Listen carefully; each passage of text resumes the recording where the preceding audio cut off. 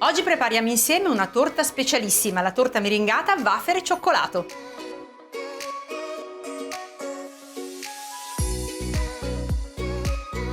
Iniziamo a preparare la base della nostra torta. In un cutter mettiamo dei wafer, in questo caso wafer al cioccolato.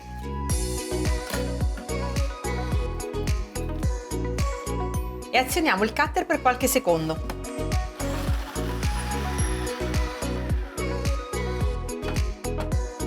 Ora aggiungiamo il burro fuso e un pizzico di sale.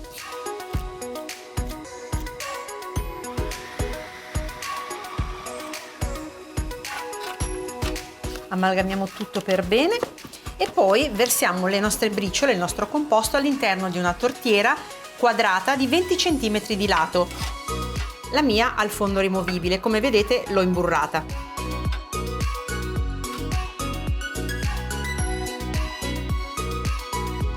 E adesso con il dorso di un cucchiaio spargiamo bene tutto il composto sia sui bordi che sul fondo. Dobbiamo creare un guscio.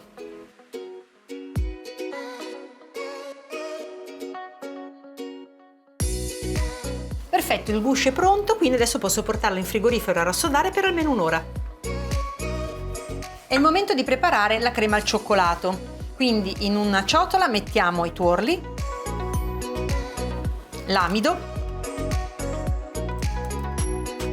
mescoliamo,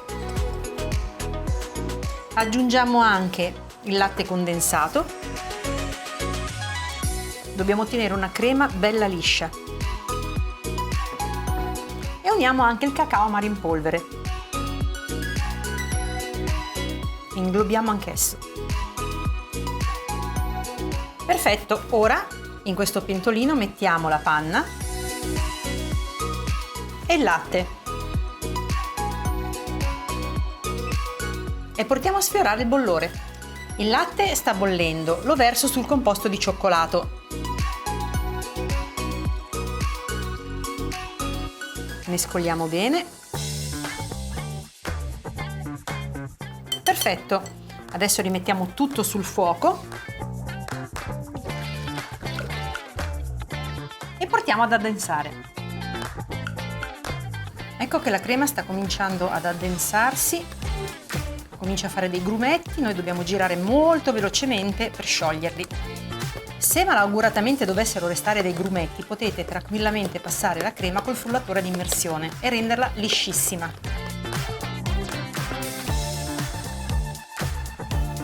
Ora è il momento di aggiungere il cioccolato fondente tritato finemente e mescoliamo finché non si scioglierà completamente.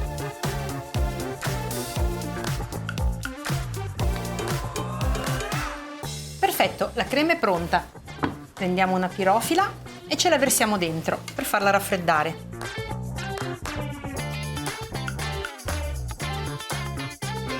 La livelliamo, la copriamo a contatto con la pellicola e la lasciamo raffreddare a temperatura ambiente, poi possiamo metterla in una sacca poche. Adesso prepariamo la meringa all'italiana che ci servirà per decorare la nostra torta, quindi mettiamo in un pentolino l'acqua e lo zucchero.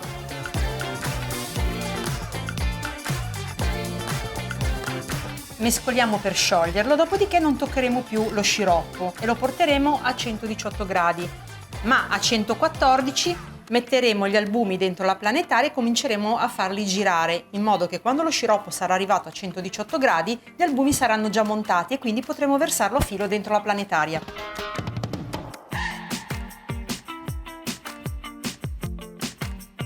Siamo arrivati a 114 gradi, quindi mettiamo gli albumi nella ciotola della planetaria e iniziamo a montarli.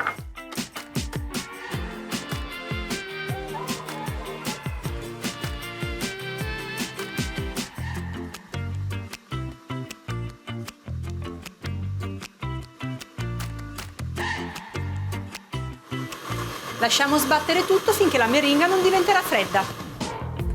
La base della torta è raffreddata e anche la crema, quindi adesso possiamo farcirla.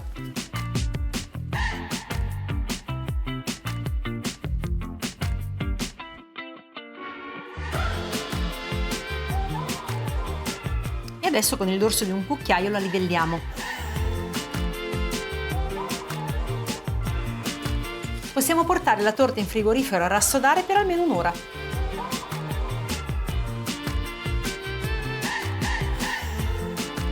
Ho messo la meringa in una sac à poche munita di bocchetta liscia di 1,5 cm di diametro e adesso spremo dei ciuffetti su tutta la torta.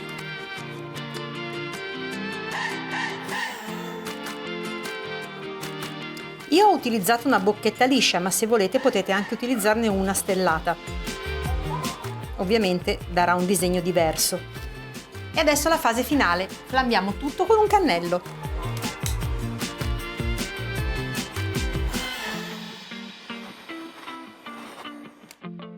E la nostra torta è pronta! Questa torta meringata è croccante grazie ai wafer, è bellissima da portare sul buffet per stupire gli ospiti di una festa. Ma tagliamone una fetta!